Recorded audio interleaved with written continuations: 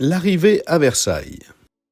Le 7 mai 1770, la jeune princesse a franchi le Rhin, quittant les terres du Saint-Empire, sa famille, abandonnant ses vêtements et une grande part de son identité autrichienne.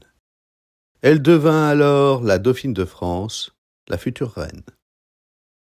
Lorsque Marie-Antoinette arriva à Versailles, elle découvrit un monde complètement différent. Versailles n'était pas seulement un palais. C'était un organisme, une machine à représenter le pouvoir absolutiste, où chaque mouvement, chaque regard, chaque pli de robe avait sa signification. Le protocole y était plus strict que dans toutes les autres cours.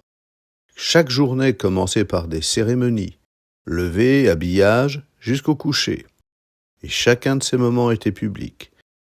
La toilette matinale, le coiffage, le choix des vêtements, des chaussures. Tout cela se déroulait sous les yeux des dames de la cour et de la noblesse. Ce fut un choc pour la jeune Marie-Antoinette. Elle avait grandi dans l'atmosphère beaucoup plus informelle de la cour de Vienne, où sa mère, bien qu'impératrice, savait se montrer maternelle. Versailles l'étouffa. De plus, son mari, Louis-Auguste, était timide, effacé et incapable de trouver un terrain d'entente avec elle. Leur mariage resta plusieurs années sans amour, tant sur le plan émotionnel que physique. Et bien qu'elle fût officiellement la femme la plus importante de la cour, elle se sentait, en réalité, bien seule.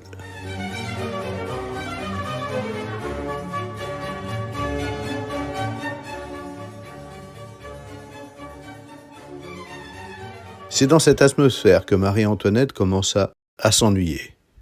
Elle chercha des échappatoires.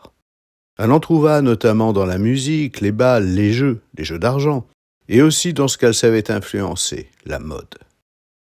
Elle s'entoura de jeunes créateurs, s'affranchit du style guindé de la cour et lança de nouvelles tendances. Sa modiste attitrée, la légendaire Rose Bertin, devint sa confidente.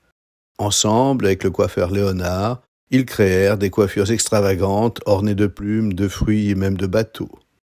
Et bien sûr, des robes qui provoquaient et scandalisaient les courtisans conservateurs. Marie-Antoinette devint une icône de la mode, non seulement en France, mais dans toute l'Europe. Sa passion pour la mode a finalement été l'un des premiers pas vers sa chute.